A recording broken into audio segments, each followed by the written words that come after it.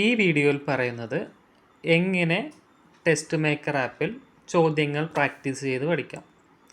നിങ്ങൾക്കറിയാം എല്ലാവർക്കും എന്താണ്, ഒരു ഫോൾഡർ എടുത്താൽ ഒരുപാട് വർക്ക് ബുക്ക് ഉണ്ടാവും. അതിൽ ഞാനിന്ന് ഇറിഗേഷൻ ടേംസ് ആണ് ഡെമോ എടുക്കുന്നത്. അപ്പോൾ നമ്മൾ എന്ത് ചെയ്യുക, സാധാരണ പോലെ ആ വർക്ക് ബുക്ക് ക്ലിക്ക് ചെയ്യുക, എന്നിട്ട് സ്റ്റാർട്ട് ആൻസറിങ് കൊടുക്കുക. അപ്പോൾ നിങ്ങൾക്ക് ഇവിടെ ഒരുപാട് ഓപ്ഷൻസ് ഉണ്ടാവും. ഓക്കെ, അതിൽ ഫസ്റ്റ് വൺ ആണ് ആൻസർ റേഞ്ച് ലിമിറ്റ്.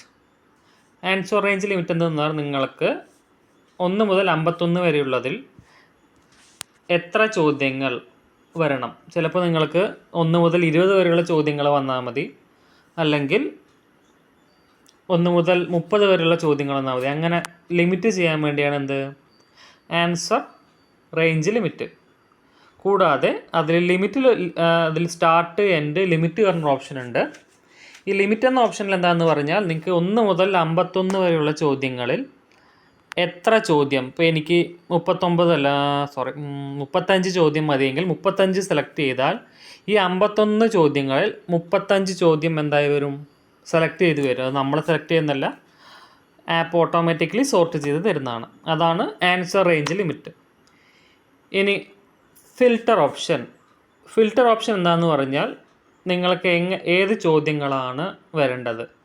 ഓൾ എന്ന് പറഞ്ഞാൽ എല്ലാ ചോദ്യങ്ങളും, പിന്നെ റോങ് ലാസ്റ്റ് ടൈം പറഞ്ഞാൽ നിങ്ങൾ കഴിഞ്ഞ തവണ തെറ്റിച്ച ചോദ്യങ്ങളും, കൂടാതെ ഫേവറേറ്റ് എന്താണെന്ന് പറഞ്ഞാൽ ഞാൻ പറഞ്ഞിട്ടുണ്ടായിരുന്നു, നിങ്ങൾക്ക് തെറ്റിയ ചോദ്യങ്ങൾ എന്ത് ചെയ്യാം, മാർക്ക് ചെയ്ത് വെക്കാം.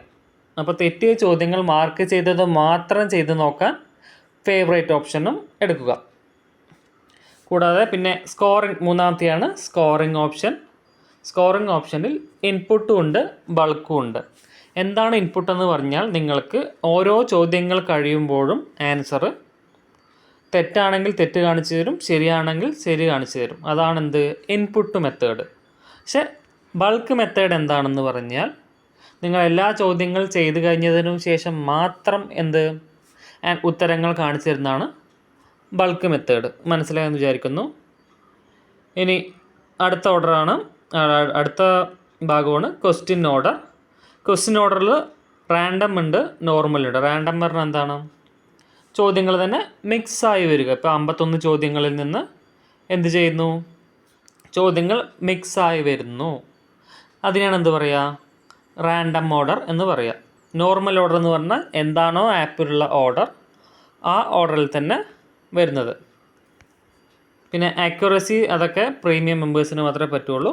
അത് നിങ്ങൾ ആവശ്യമില്ല റാൻഡം ഓർഡർ, അല്ലെങ്കിൽ കൂടുതലും റാൻഡം ഓർഡറിൽ ചെയ്ത് പഠിക്കുക. രണ്ടാമത് ചെയ്യുമ്പോൾ, ഫസ്റ്റ് ടൈം നോക്കുകയാണെങ്കിൽ നോർമൽ ഓർഡർ ചെയ്ത് നോക്കിയാലും കുഴപ്പമില്ല. കൂടുതലും പ്രിഫേർഡ് ആയിട്ടുള്ളത് ഇൻപുട്ട് റാൻഡം മെത്തേഡാണ്.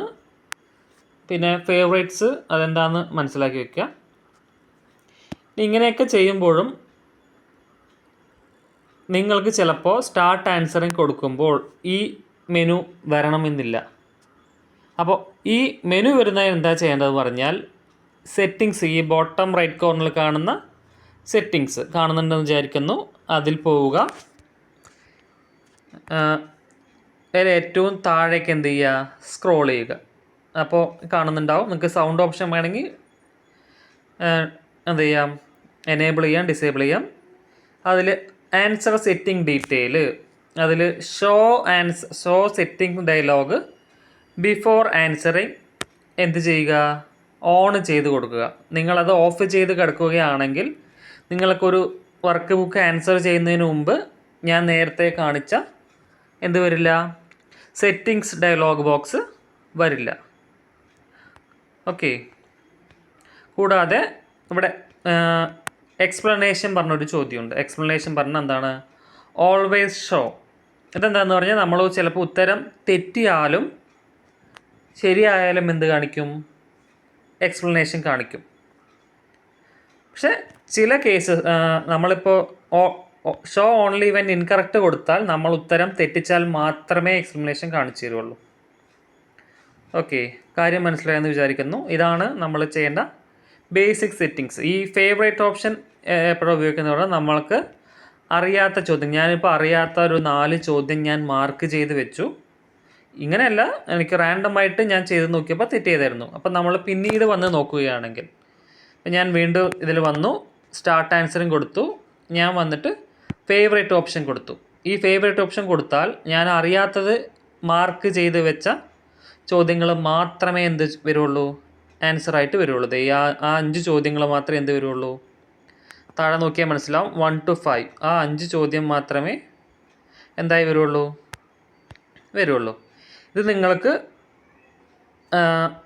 ആപ്പ് ക്വസ്റ്റ്യൻ ചെയ്ത് നോക്കുമ്പോൾ തന്നെ എന്ത് ചെയ്യാൻ പറ്റും, മാർക്ക് ചെയ്യാം. അല്ലെങ്കിൽ കഴിഞ്ഞിട്ടായാലും മാർക്ക് ചെയ്തേ. മുകളിൽ സ്റ്റാർ ഓപ്ഷൻ ഞാൻ എനേബിൾ ചെയ്യുന്നുണ്ട്, ഡിസേബിൾ ചെയ്യുന്നുണ്ട്. ഓക്കെ, കാര്യം മനസ്സിലായെന്ന് വിചാരിക്കുന്നത്. ഞാൻ മുമ്പ് എല്ലാവരോടും ഒരിക്കൽ പറഞ്ഞു തന്നായിരുന്നു, പക്ഷെ ഒന്നുകൂടി മനസ്സിലാകാൻ വേണ്ടി പറഞ്ഞു തന്നതാണ്. Thank you.